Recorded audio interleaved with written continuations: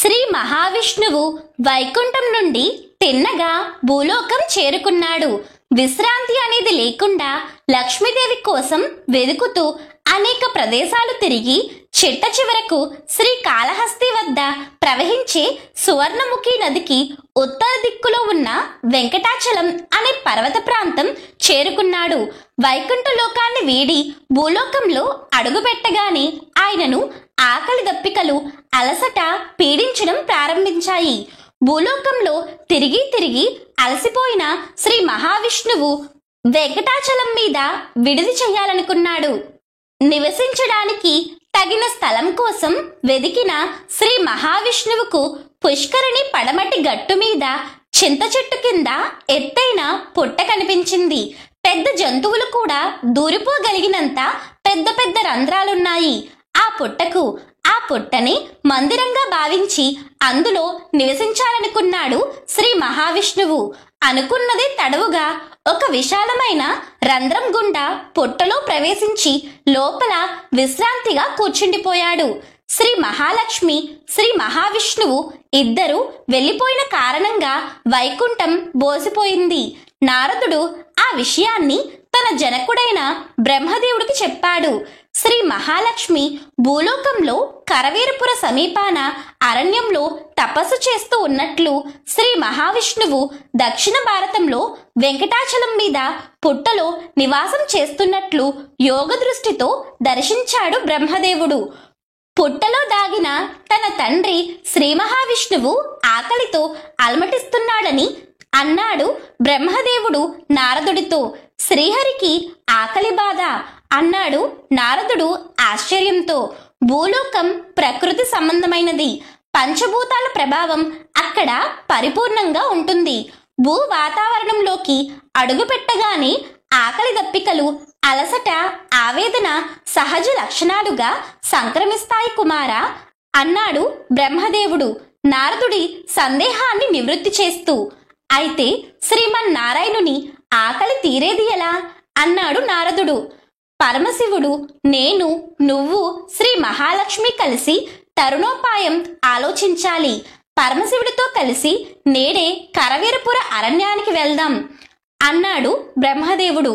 అనుకున్నట్లే బ్రహ్మదేవుడు, పరమశివుడు, నారదుడు లక్ష్మీదేవిని కలుసుకున్నారు. ఆమె కోసం అన్వేషిస్తూ వెళ్లిన శ్రీ మహావిష్ణువు వెంకటాద్రి మీద పుట్టలో చేరి ఆకలితో అలమటిస్తున్న విషయాన్ని ఆమెకు వివరించారు. నాదుడి ఆకలి తీరటానికి ఏం చెయ్యాలో చెప్పండి అంది శ్రీ మహాలక్ష్మి. సృష్టిలో పాలు సంపూర్ణ ఆహారం. పుట్టలో ఉన్న పురుషోత్తముడికి ప్రతి పూట పుష్కలంగా పాలు అందించాలి అన్నాడు బ్రహ్మదేవుడు. పాలు కావాలంటే పాడి, పశువు, దూడ అవసరం కదా. శివుడు సందేహం వెల్లబుచ్చాడు. మా జనకుడు బ్రహ్మదేవుడు పాడి ఆవుగా, మీరు దూడగా మారితే సరి, సమస్య తీరుతుంది అన్నాడు నారదుడు. బ్రహ్మ, పరమశివుడు అందుకు అంగీకరించారు. వెంకటాద్రి సమీపంలో రాజ్యపాలన చేస్తున్న చోళరాజు దివానంలో పాడి, పశువులు మిక్కుటంగా ఉన్నాయని, ఆవుగా మారిన బ్రహ్మను, దూడగా మారిన పరమేశ్వరుడిని చోళరాజుకు విక్రయిస్తే ఆవు, దూడ అతని ఆలమందలో కలిసి శ్రీహరికి క్షీరం అందించవచ్చని ఉపాయం చెప్పాడు నారదుడు. గోపాలక వేషంలో ఆవును, దూడను చోళరాజుకు విక్రయించడానికి శ్రీ మహాలక్ష్మి సమ్మతించింది. బ్రహ్మ పాడి ఆవుగా మారిపోయాడు. శివుడు దూడగా ప్రత్యక్షమయ్యాడు. శ్రీ మహాలక్ష్మి గోపాలికగా మారిపోయింది. వాళ్లను చోళరాజు నగరం వైపు మళ్లించి నారదుడు వెళ్లిపోయాడు. లక్ష్మీదేవి ఆవును, దూడను తోలుకుని చోళరాజును కలుసుకుంది. తన ఆవు కామధేనువు లాంటిదని, పూటకు కడవెడు పాలు ఇస్తుందని, పొడవడము తన్నడము తెలియని సాధువని వర్ణించి చెప్పింది. ఆవును, దూడను చూసి చోళరాజు భటుల ద్వారా ఆవు, దూడలను గోశాలకు తరలించాడు. కామధేనువు లాంటి ఆ ఆవు పాలను నిత్యము తన కుమారుడికి త్రాగించాలని ఆజ్ఞాపించాడు. ఆవు, దూడ కూడా చోళరాజు ఆలమందులో చేరిపోయాయి. అన్ని పశువులతో పాటు గోపాలకుడు ఆ రెండిటిని మేతకు తోలుకు వెళ్ళాడు. ఆలమంద వెంకటాద్రి మీదకు చేరుకుంది.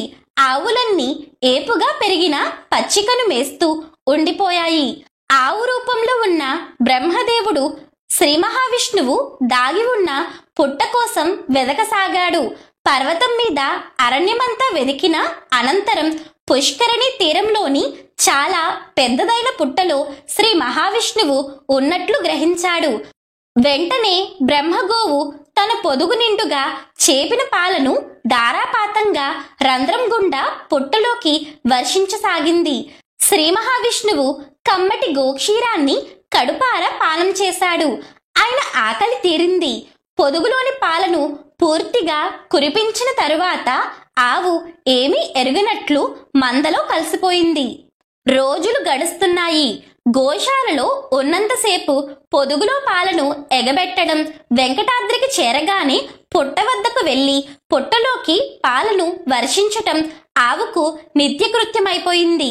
బాల యువరాజుకు కొత్తగా కొన్న ఆవు పాలు పట్టడం లేదన్న సంగతి రాణిగారికి తెలియవచ్చింది. పశువుల కాపరి అయిన గొల్లవాడి మీద రాణిగారికి అనుమానం వేసింది. కొత్త ఆవు పాలను గోపాలకుడే దొంగిలించి వేస్తున్నాడన్న నిర్ణయానికి వచ్చి మహారాణి అతడిని మందిరానికి పిలిపించి ప్రశ్నించింది. అమాయకుడైన గోపాలకుడు తనకు ఏ పాపము తెలియదన్నాడు. ఆవు పాలను నువ్వైనా తాగుతూ ఉండాలి, లేదంటే పూర్తిగా దూడైనా తాగేస్తూ ఉండాలి, నిజం చెప్పు అంటూ గద్దించింది రాణి. గోపాలకుడు కుయ్యో మర్రో అన్నాడు. నేను తాగటం లేదు, పాపం దూడ కూడా తాగటం లేదు, ఆవు దాని పాలను అదే తాగేస్తూ ఉంటుంది మహారాణి అన్నాడు. గోపాలకుడి సమాధానం రాణిగారికి కోపం తెప్పించింది. చర్మంతో చేసిన కొరడాతో గోపాలకుడిని కొట్టించింది. గోపాలకుడి శరీరం నిండా వాతలు పడ్డాయి. గోపాలకుడు బాధతో అవమానంతో కుమిలిపోయాడు. ఆవు తన పాలను ఎలా మాయం చేస్తుందో కనిపెట్టాలనుకున్నాడు. తనను వాతలు పడేలా కొట్టించిన ఆవు మీద కోపంతో రగిలిపోతున్న గోపాలకుడు చరాచరా నడవటానికి వీలు లేకుండా ఆవు కాలికి మెడకు తాడుతో బంధం వేసి మందతో బాటు కొండ మీదకి తోలుకెళ్లాడు. ఏపుగా ఉన్న పచ్చికను మేయకుండా ఆవు నెమ్మదిగా కుంటుతూ పుట్టవైపు దారి తీసింది. గోపాలకుడు చప్పుడు చేయకుండా వెంబడించాడు. ఆవు ఎత్తైన పుట్ట మీదకి ఎక్కి పొదుగులోంచి పాలను పుట్టరంధ్రంలోకి వదలసాగింది. పాలను పుట్టపాలు చేస్తున్న ఆవు మీద కోపంతో ఊగిపోయాడు గోపాలకుడు.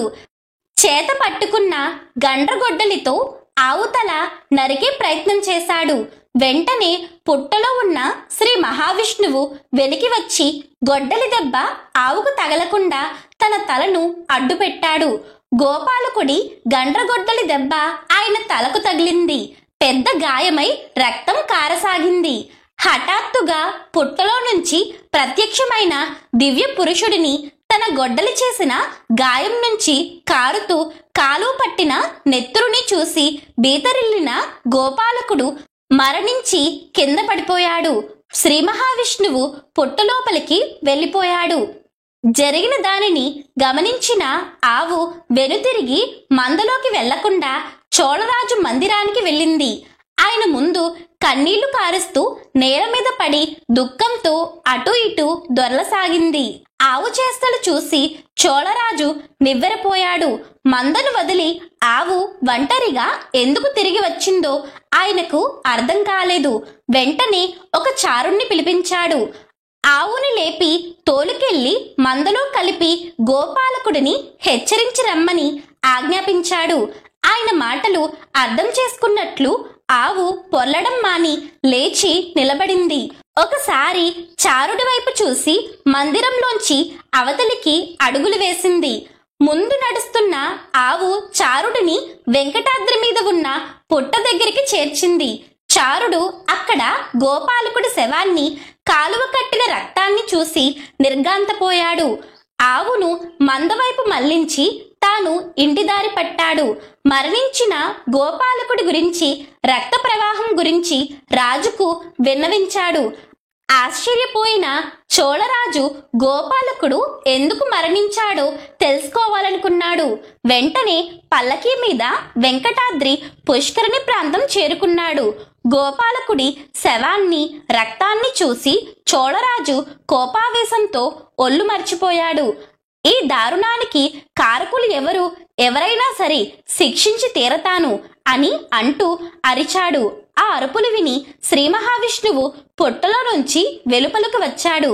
గోమాతను చంపబోయిన గోపాలకుడి గొడ్డలి దెబ్బ నా తలకు తగిలి గాయమైంది. గోపాలకుడు భయంతో మరణించాడు. వాడు నీ సేవకుడు. నన్ను గాయపరిచి అపరాధం చేశాడు. సేవకులు చేసిన తప్పులకు యజమాని బాధ్యుడు. గోపాలకుడు చేసిన నేరానికి నిన్ను శిక్షిస్తున్నాను. పిశాచివైపో అంటూ శపించాడు. ఆయనను శ్రీ మహావిష్ణువుగా తెలుసుకున్న చోళరాజు క్షమాభిక్ష కోరాడు. శ్రీ మహావిష్ణువు శాప విమోచన విధిని వివరించి వెళ్ళమన్నాడు. చోళరాజు పిశాచిగా మారి అడవులు పట్టుకుని వెళ్ళిపోయాడు. శ్రీ మహావిష్ణువు గోపాలకుడిని బ్రతికించాడు. గొడ్డలితో కొట్టినందుకు గోపాలకుడు పశ్చాత్తాపం వెల్లబుచ్చాడు. శ్రీ మహావిష్ణువు అతడిని క్షమించాడు. భవిష్యత్తులో వెంకటాద్రి మీద అర్చామూర్తిగా ఆలయంలో నెలకొనే తనను ప్రతిరోజు మొట్టమొదటిసారి దర్శించుకునే అవకాశం అతనికి, అతని వంశీకులకు తరతరాలు ఉండేలా గోపాలకుడికి వరమిచ్చాడు. గోపాలకుడు ఆయనను స్తుతించి నగరానికి వెళ్ళిపోయాడు. శ్రీ మహావిష్ణువు దేవతల గురువైన బృహస్పతిని స్మరించాడు. వెంటనే బృహస్పతి ఆయన ముందు ప్రత్యక్షమయ్యాడు. శ్రీ మహావిష్ణువు తన తలకు తగిలిన గాయాన్ని ఆయనకు చూపించి తగిన మందును సూచించమని అడిగాడు. మేడి చెట్ల పాలతో జిల్లేడు దూదిని తడిపి కట్టుకడుతూ ఉంటే గాయం త్వరగా మానిపోతుందన్నాడు బృహస్పతి. మేడి చెట్టు పాలతో గాయానికి వైద్యం చేసుకుంటూ చింత చెట్టు కింద పొట్టలోనే నివసిస్తూ కాలం గడుపుతూ లక్ష్మి కోసం పరితపిస్తూ ఉండిపోయాడు శ్రీ మహావిష్ణువు.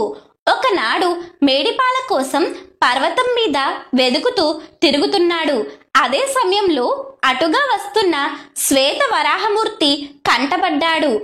అనుమతి లేకుండా నా రాజ్యంలో సంచరిస్తున్నది ఎవరు అంటూ కోపడ్డాడు శ్వేత వరాహస్వామి.